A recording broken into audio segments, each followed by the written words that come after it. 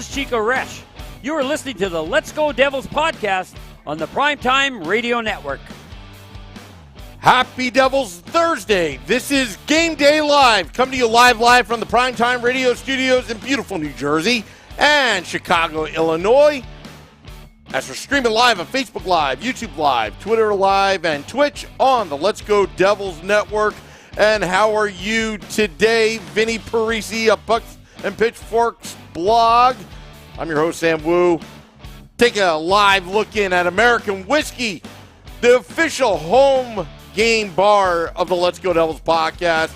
And also, we will be there on November 11th, this Saturday. If you haven't heard, Bruce Driver, former Devils captain, Stanley Cup champion, and Chico Resch of Devils Hockey Network, also a Stanley Cup champion. Vinnie, it is a good day today. Will the Devils make it 8 straight over the Ottawa Senators? First off, it looks like American Whiskey is absolutely popping for the. I mean, that's the biggest crowd I think we've seen there since opening night. So shout out to everybody there. Hope you're having a good time. It's a huge game for the Devils tonight, and making it 8 straight, that's tough, right? You think about their game tonight against the Ottawa Senators, who were kind of supposed to be doing what the Devils are doing right now as like that young up-and-coming team that was supposed to impress everybody. I mean, they got absolute studs up front, young studs up front up there in Ottawa, where we're talking about guys like Brady Tkachuk and Tim Stützle and, you know, Batherson and Norris, and they got Alex DeBrincat now, and they're really good. They got a lot of great players over there, and I like what they're doing. I just think Cam Talbot going down before the season really even got going is really what's going to haunt the Ottawa Senators all season long. But it's going to be a tough game because every game that the Devils continue to win, the next one is going to be significantly harder until they lose. Because now you're on an 8-game winning streak. Everybody in the lineup knows you're on an 8-game winning streak. Everybody in Ottawa's lineup knows you're in an 8-game winning streak. And it just becomes more and more tough to keep it going because, like I said on the last show, you rarely see a team win 4 in a row. I mean, the Boston Bruins are 10-2 or 11-2, whatever they are, 12-2. They don't have an 8-game winning streak. Each of their 2 losses have come before they were able to get it that far. It's hard to keep that going. I'm not saying I think the Devils are going to lose to Ottawa tonight, but again, hockey's also weird. You see these very weird. The Buffalo Sabres were they were equally as hot as the Devils a couple nights ago, and they lost to the Arizona Coyotes, who have one of the worst rosters I've ever seen on an NHL paper since I've been watching for however long it is. So that Coyotes team, they play tough. They're well coached. You know, they have the momentum from playing at a college rink. That game was on the road in Buffalo, but still, you get my point. This is going to be a tough game. I'm very interested to see how the Devils handle being on a 7-game winning streak.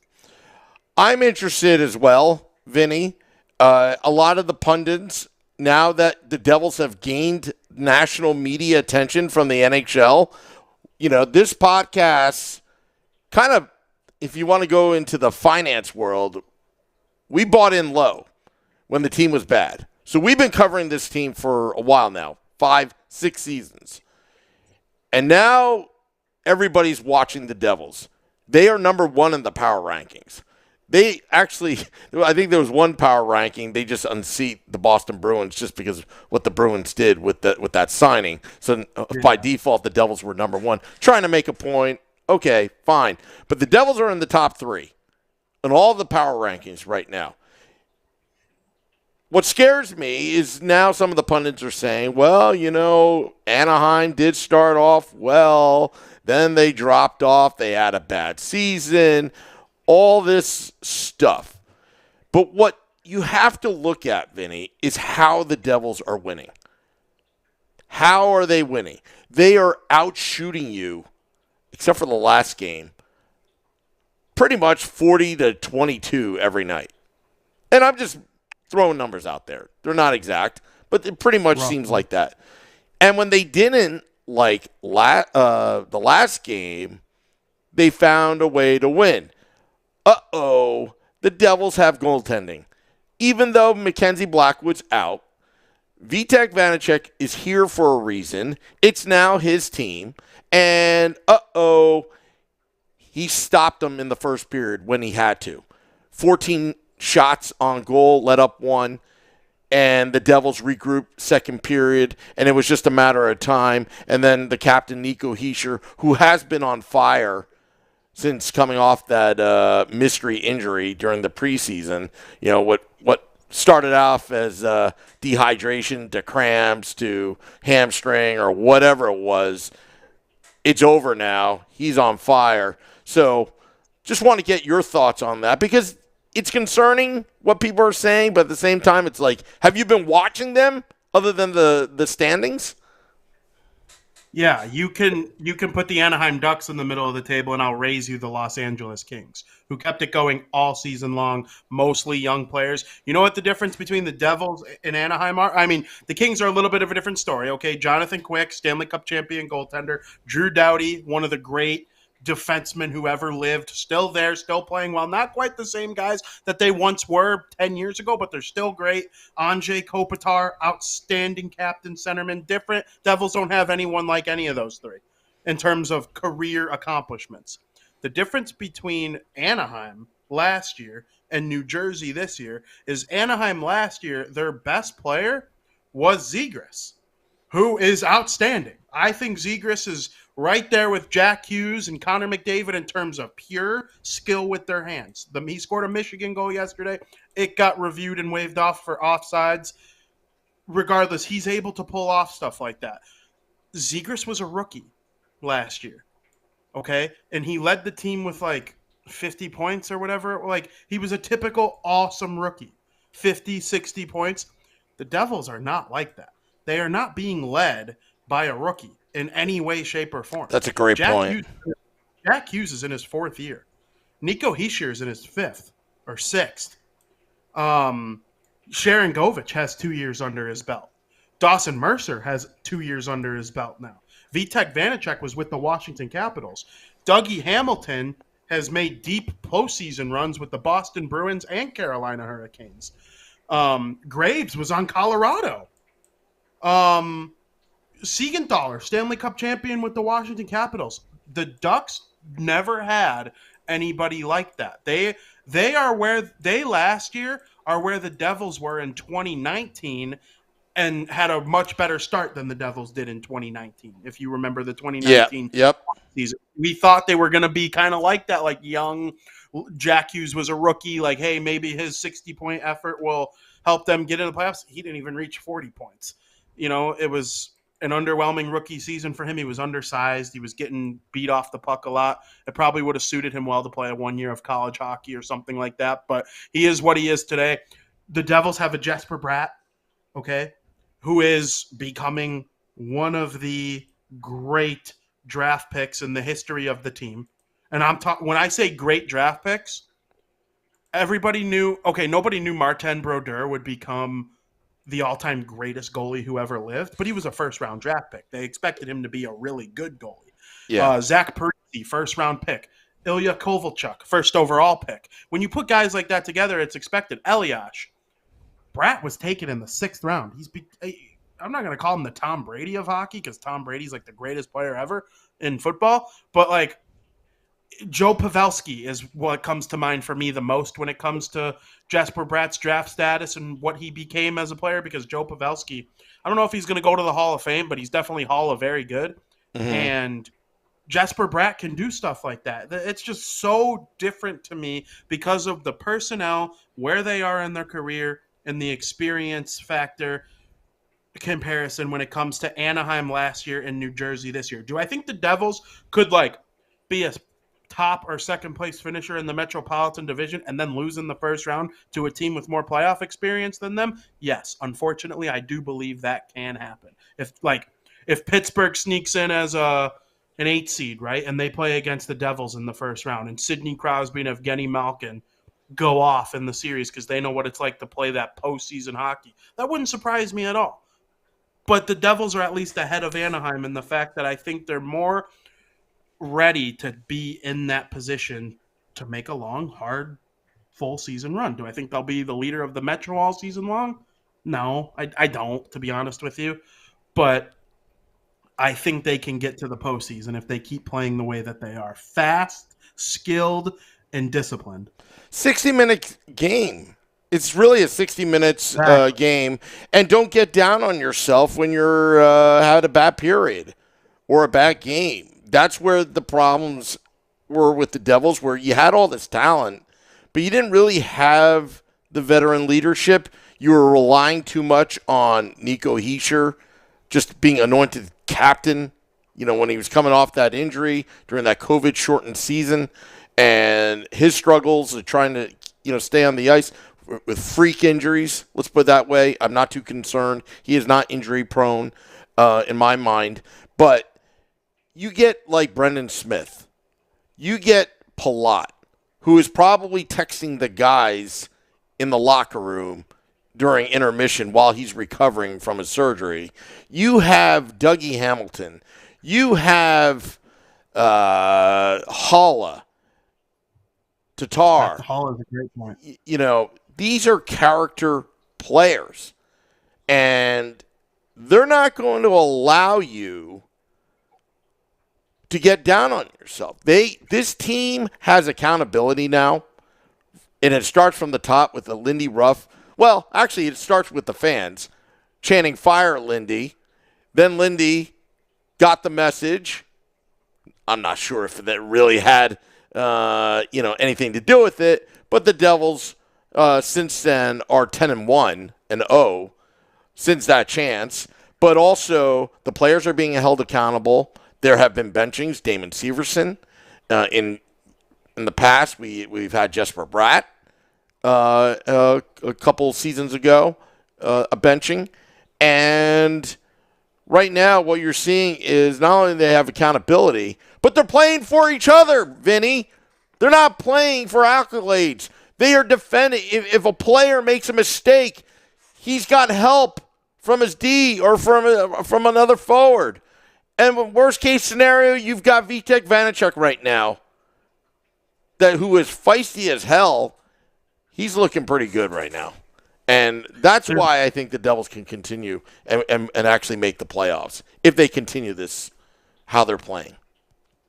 I completely agree. And there's something that this Devils team has that they haven't had in a couple years. They're like kind of mean and big, and the BMW line, we didn't even touch on them. Bastion, McLeod, and Wood.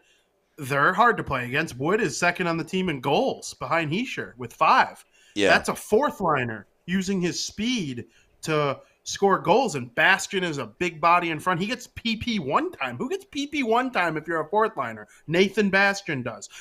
Nathan Bastion reminds me, I know I always make comparables back to those early 2010 Chicago Blackhawks teams, but they were just so good, so why wouldn't you want to emulate them at least a little bit? Brian Bickle. Brian Bickle was a fourth liner. And then they get to the postseason. They put him in front of the net on the power play. He leads the postseason in goals. He's in the conversation for the Conn Smythe Trophy. And, people are like begging for him to be on the first line. It's like, no, the reason he is successful is because of the position that Joel Quenneville put him in. If the Devils do make the playoffs, and if they were to go on some kind of run, I think Nathan Bastion would be amongst the goal leaders, because postseason hockey begs people like Nathan Bastion to be, impact players. And with Miles Wood and Michael McLeod right now, they're just firing on all cylinders as a fourth line. It's hard to argue them as anything other than a top 10 fourth line in the NHL. There are probably some teams that don't get that type of production from their second line. Yeah. Having a guy on a line with 5 goals on November 10th, like, that's insane. Yeah. So you combine that, and they defend well too, and they're fast and they're hard to play against. You combine that with a guy like Siegenthaler, who's his ascension into being one of the top 20 best defensive defensemen is right there. And then John Marino has been outstanding. And you traded Ty Smith, a first-round player with all the skill in the world on the back end. You traded him for a guy who could barely shoot, but he's really good at defending. That sends a message to the rest of the team. Hey, if I don't live up to my expectations, it doesn't matter where I was drafted. I'm going to be sent the H out of here. And look what happens. It ended up working out in their favor. Yeah. And by the way, I want to give a shout out to American Whiskey, Peyton. I see Mariah, I think, behind the bar.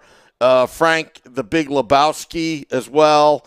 And Casey and Aaron and Tony, the DJ, as well. Just want to give them a shout out because I'm when I look on the monitor, Vinny, like I'm getting excited for Saturday. And I don't want to make you jealous because I know you're going to a wedding. Scotty's going to fill in. We've got two great guests coming, Bruce Driver and Chico Resch, both great friends of the podcast. They were just like, when we told them, hey, we're going to do this, it was like immediate. Okay, I'm in. It was awesome. So, we're just going to hang out, do podcasts, enjoy the Brack Pack specials, the $6 drafts and $3 Swedish fish. What's on the menu? I don't know. Beef, because that's what it is. But anyway, Vinny, they're already putting in their predictions. Ramona on the YouTube Live says 5-1 Devils. Ramona's always got her predictions in right away. Yeah. And I respect them. Yeah, and you and I are usually scrambling right before the podcast. All right, what's your prediction again? Yeah, for real. Yeah.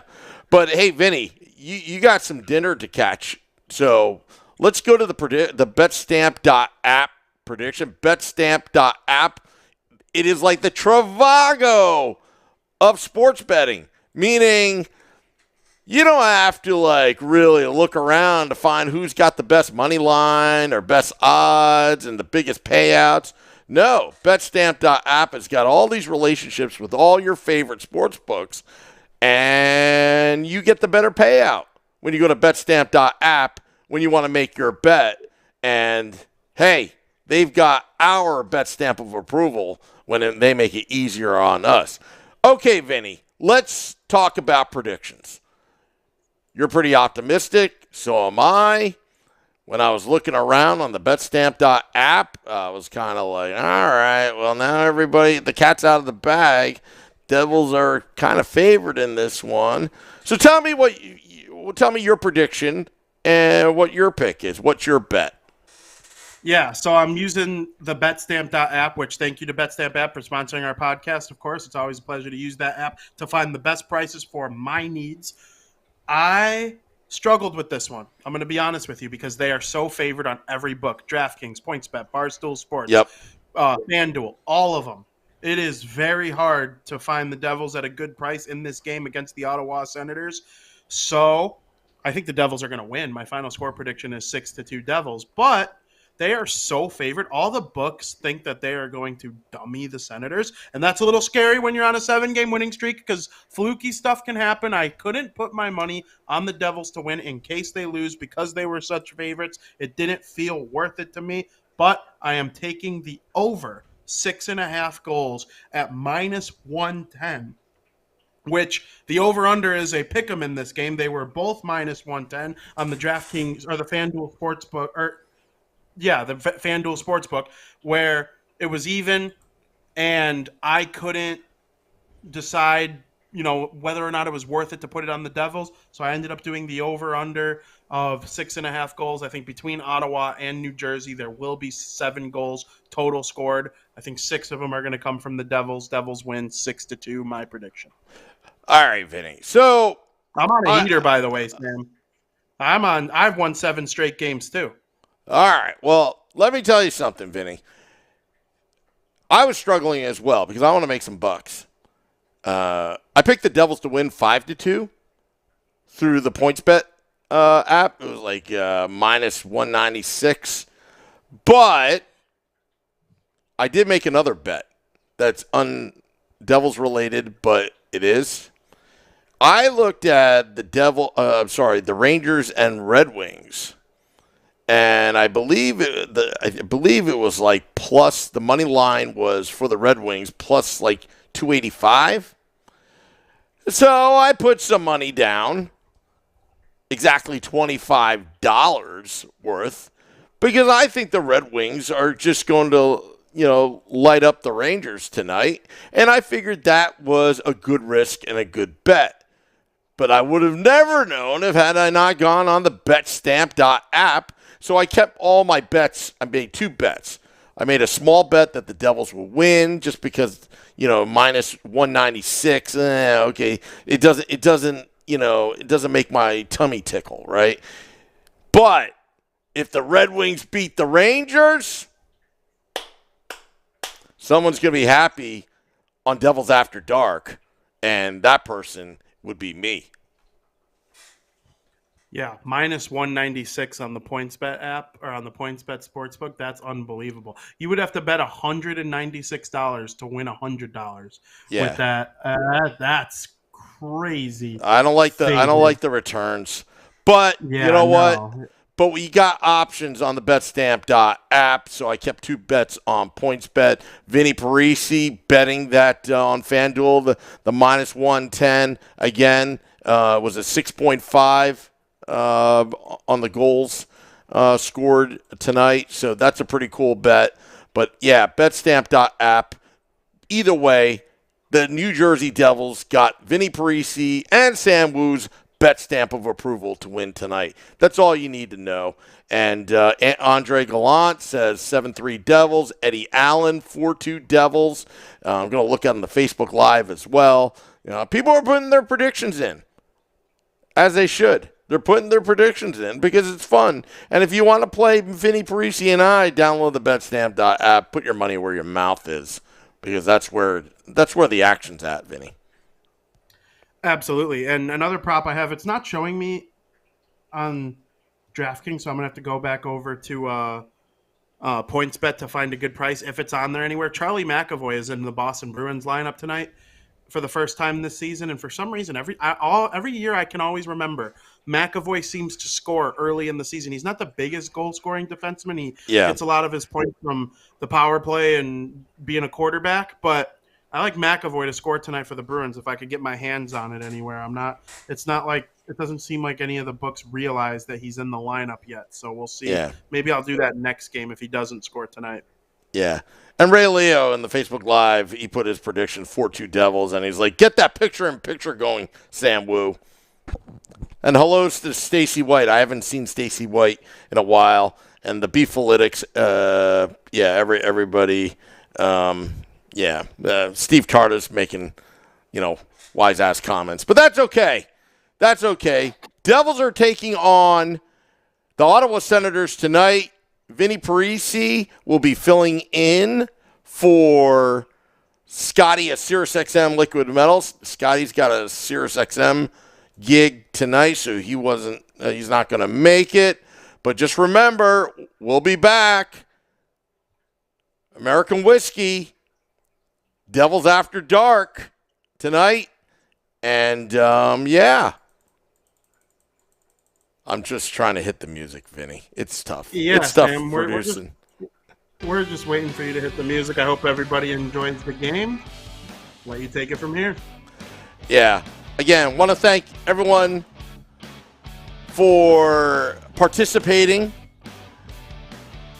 on the YouTube channel, Facebook Live, Twitter Live, and Twitch. We'll be back after the game. Till next time, this is Game Day Live. Let's go, Devils.